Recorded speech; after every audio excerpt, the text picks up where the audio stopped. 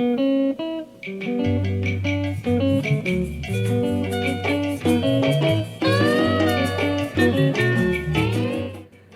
gị onye ọma na-ege ntị ma na-ekiri ekiri.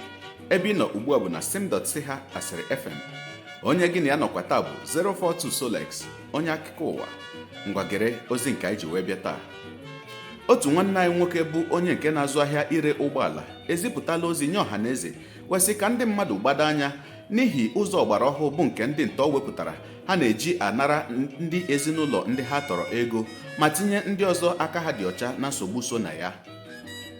Ya bụ nwoke na-ere ụgbọala bụ onye kọwara onwe ya dịka onye bi n'obodo Asaba nke nọ n'ime steeti Delta kọwara otu ụmụ okorobịa abụọ bụ ndị si obodo Warri nọkwa n'ime steeti ya bụ Delta si wee bịa ịzụ ya ụgbọala ebe ọ na-amataghị na ego ha chọrọ iji zụọ ya bụ ụgbọala bụ ego nke a napụrụ ndị a tọrọ atọ.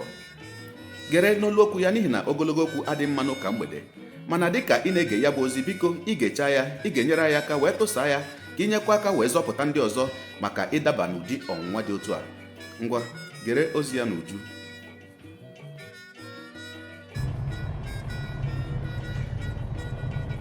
Good evening, everybody. I'm on a load this one.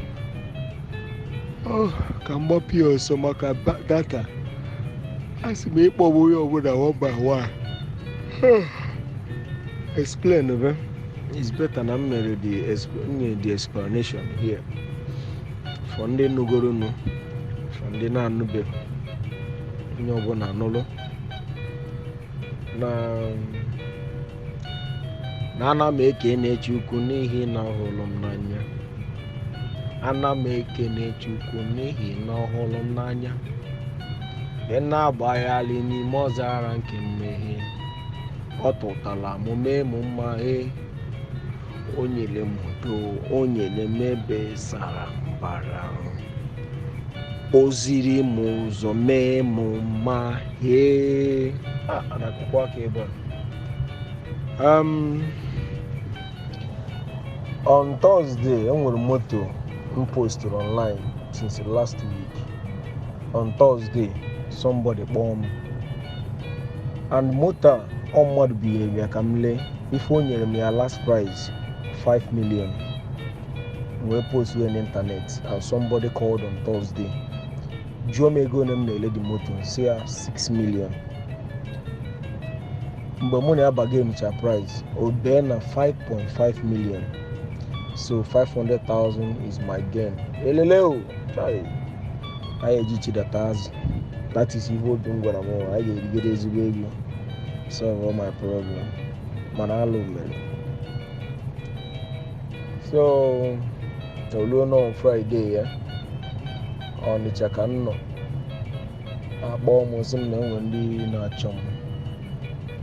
Which is na those guys have go the guy chọrọ igo the motor bịazie on Friday. Ime the story ka ọ na-adị short. Abịara ulu m fe test cha moto si na ha like mmụta account number ka akwụ ụgwọ nyefe my Zenith account. After much more, nweta alert 5.5 million. So fasa na Warri ka ha si bịa. So ka ha jee na-erigodo anya na Asaba before ha lawa. After much time, they came back, started talking nonsense that na moto ha chọrọ igo n'aka m bụ their second choice. Mana ka ha na-akparizi na Asaba na ha fugo first choice ha nwa. So ife me bụ na mma a transfer kwazi ha the money back. I was so pissed off. Hey nego ya n'iwu mfụ na ezigbo iwe ewego m. Ha say okay, na m were 200 and ka m transfer zi ha 5.3 million. Iwe ka na-ewe m bụ na from 500,000 down to 200,000. Obrigado ejere who wants to be a millionaire. So ka ọ nọ dịrị ya ọnwa bụ ihe nke. One of them kpọọ ha ka ha pụọ ilo gba izu. After ka ha gbasiri izu echi ya taa asị m okay to compensate me well ka ha mara na ife ha mere wutere fa blah blah blah blah blah, and the word of encouragement and all this their nonsense motivational speak. was okay. Now I am 500. You just move 5 million. Wow. So I was so happy. Get that going on there. I did my mobile transfer with my Zenith Bank. They no could me ATM. The only thing my mobile have a fingerprint. So I'm going to get bank, can get move the money. So on my way to bank, I think about them no la. I think I service one pattern. Obi a juice mo yi bank. I hot see me feeling more never yard. Never yard. About my spiritual director. Some I should listen to my heart. And Obi na gwam. Kiru kuru bia no waketa agada she get 500,000. This is wrong. He said, well, come hold go the money for now. After I can say I had in 2 years to office and go and say the ego at the ledger or drop in account. Now they can be the over the beast in them. They started raising voice. Now Haaland that I shouldn't play that game. I go confirm cannot drop go na account. Or can ask na how I shouldn't play that guy. I shouldn't even go there. That they are going to do and undo whatever they want to do and whatever they have to do to get their money. At first, it would make out one, but as a second thought, I say no. You have not told me, and here Friday, here and around the 4, around the 3. This is what years again. Years again, around the after 4. Now 7 now. Again, you could drop. After I have some buffer poor, after some minutes for borrow somebody there, and that guy I'm on a locomotive. I say okay, can I move to this guy? Can marry the guy transfer? And say the guy, a guy no ledger, it's possible now I bounce back. I'm not going to shorty them. Go even have the motor. How about Kwamba? After I have some buffer more on women, I forgot ka ABS. He had a tow. I forgot to be the more about your officers, Monali baby. So around the 6 for bomb, Mbia busy Hamuta Hakum.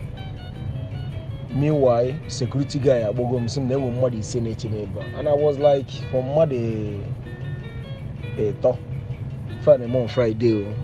From muddy thought to muddy say somebody more age office. One is your phone till tomorrow morning be Saturday. So on Saturday 8 o'clock 9 10 1 2 3 nda habobin Ben will be at my house that Saturday and they brief me the thing I got on. Nda habobe more I more no one is bothered and say well and it is Monday can transfer go. So Bonnie will talk about 5 or so.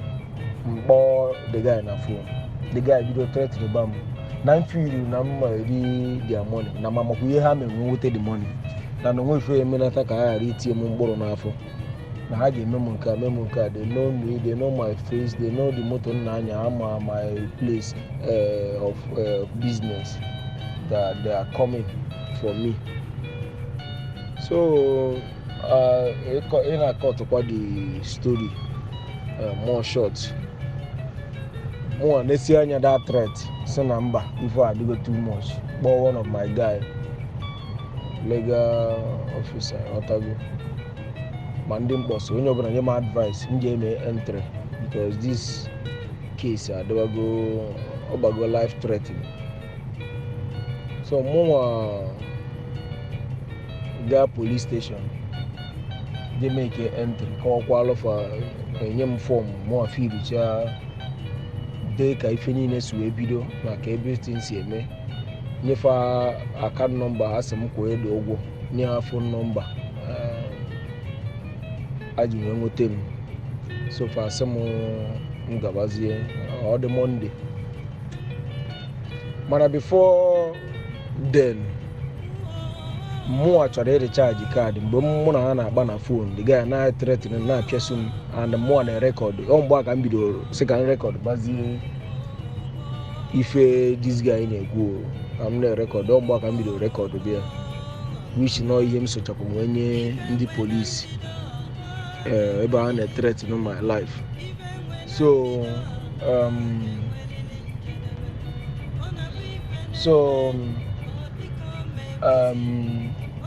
before then, mgbe m bidoro mapụbazi obi bụ na ego gwụrụ na fon m, chọọ ka m charge card na fon with that Zenith ma na-asị m system error. The thing gbapụba m obi sị ka m jegoro ATM werugoro 1000 with fingerprint wee jee ATM ka m werugoro 1000 ATM wee sị m contact your bank. Ebe a ka m nọ ụma na ebenebe egbugbu. So after much more, emego m entry on Saturday evening.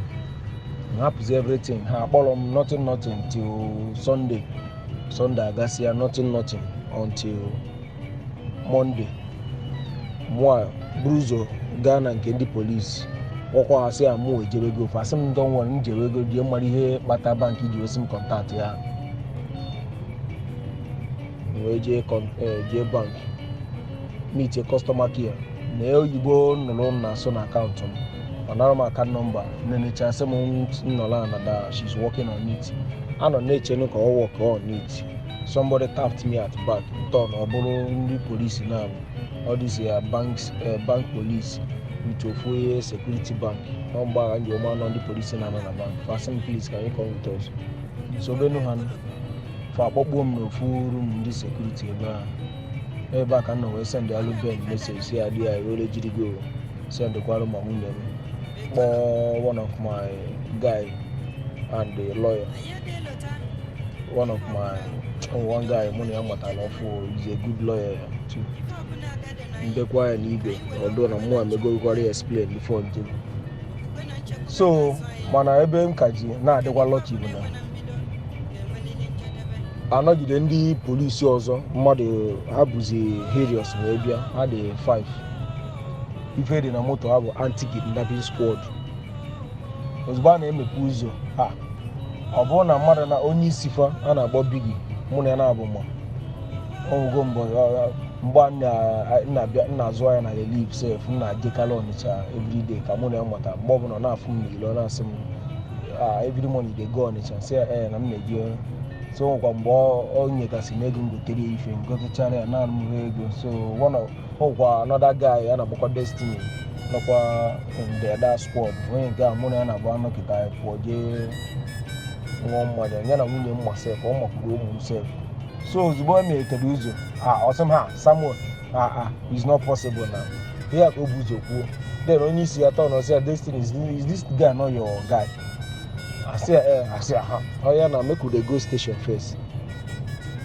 Handcuff ha wepụtara ịtọ m fa atụkwuzi m ha dị handcuff mụ na ha banye na moto before na-elu station lawyer lutego nso. So after much more for onye isi fa apụta ebupụtasị akwụkwọ onye ọbụla nọla ana mmụọ nọla ana asị m introduce yourself. Mesị onwe m introduce fa asị m do you know why you are here? Sịkwa na m amalọ na anọ m banki si m bịa polisi abịa kpọrọ m I'm here. So nwere ihe mma fa asị m where are your gang? We can do it in a software or hardware. See, I think what your software or hardware. I say, okay, the money in my account. Kedu can swim with the money. And say, oh, that. Neko swim. And even the things to more be na station here. You complain. First, na na police station here complain about it. And say yes. But for the officers still involved when they are here, about those people, for they will file being the gas. Near the only Cindy anti-kidnapping squad. Then the child say, where is the record? Near the record, play child. I say the record and somebody I can pay somebody to threaten me now. If I'm able I confirm the incidents in me because then will only kidnap on Benin wee kpọrọ ya jebe Ọhara. Ọhara is not far from Warri, and those guys gwara m not from Warri ka ha si bịa. Ọhara dị ka 30 minutes drive from Ọhara to Warri. So when kidnap the guy, napia 5.5 million, and on account m ka akwere ya. And then ozugbo akwere the money on Friday, he release the guy. Fugi ya. Ebe a ka nọ wee mara na kasị ma abụrụgo jide ya. Thank God for ndị anti-kidnapping squad bịagoro buru m. Na ya kagoro ekogodum first. Anyị enyere m chance imebe any explanation. Mana ndị bịara iburu m bụ my friends. Lawyer nji wee je is a good lawyer. And eburugo m ụzọ mee entry kwa ha nakwa ife na-eme before adama nke bụrụ. Ha sị ka ha jee ọfịs ka ha fụ ebe dị tin nọ wee mefu moto a na-ekwu maka isi ya fine. Ka a na-erute ọfịs enwe ndị polisi na-anọkarị side ọfịs ya. Mgbe a na-abanye ka ndị polisi ha nche n'ebido kenebe ruto na amụ nwa a na-asị okay is it this guy? Ha na-ele moto ebe a. Those people, police people confirm kwa that na ha nụrụ mgbe anyị na-eme dị mkpọtụ mgbe those guys na-eme dị mkpọtụ mgbe ha chetara azụ ka a na-anụ ka a na-akpa na onwe na mmụọ riri ego some guys nọ ihe a ka ha nọ na mmụọ riri ego na m jụ na ma ya arịfọndụ ego ahụ back because na ha mere insist na ha ya egozi moto na ha na-echere mgbe ha ya afụ m ka ha sị ma person no one buy your car leave am na give am money. Ha ma dị nọ this case.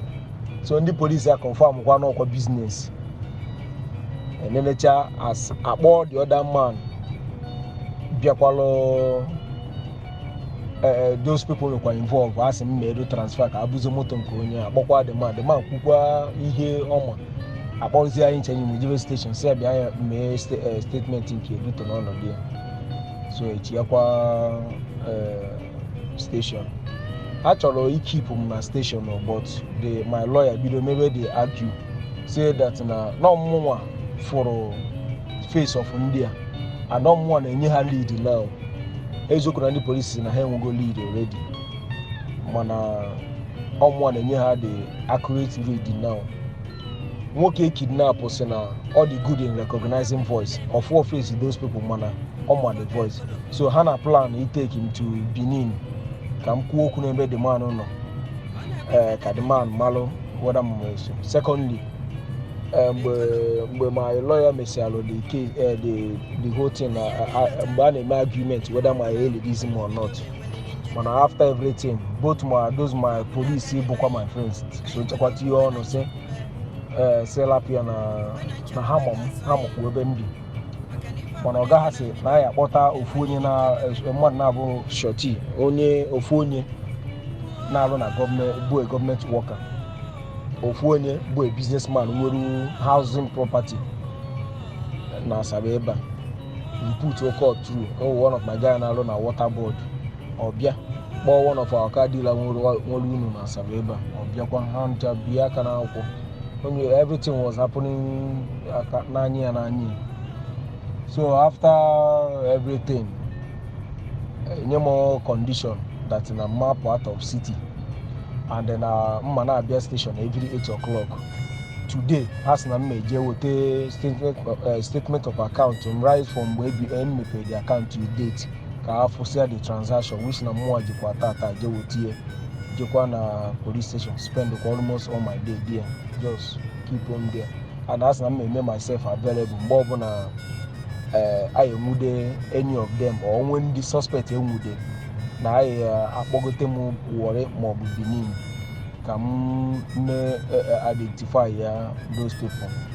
Man I make an azuzu ka I man on more for afa sha. Then I more jekwaka the man no ka man confirm more Nudodi or voice issue on a voice in DGM. So after everything, more Jokwa take those police out. That is Abani yesterday because they tried. akapụgo m up to 55,000 yesterday, tata 10,000 n'ihe a na-agbagharị. Ihe na-agbara isi eketa atọ ige m 65,000, but udo dị. Ọ bụrụ na m egoro onwe m ntị, ha sị na ọ bụ na m nwara nwa shift the money na onwe ife ọzọ m na-akọ. Okay, na 5.5 million ransom ha kwere na akaụntụ m shift to 5 million. That means na m ewerugo my own share. Na ife otu a ka akara isi wee fie. Mana ka o si wee dị, everything played according to echi niile ndị ụka police station. Mbọsị anyị eje Benin eje, mbọsị anyị eje Wode eje, a sị na mbọsị ejidekwa mma confirm kwa even ọ bụ na ejekwa court case, mmụọ ya esokwa to clear my name from everything. So ụmụnne m, ọ bụrụ mmadụ ịkwụ onye ego na akaụntụ gị bụ the problem. Ime ebe the money si abịa, ebe o si abịa. Try ike egwu a na-akụ ya ọbụla akụkọ ifugoni akụkọ ifo, akụkọ na-eme na movie.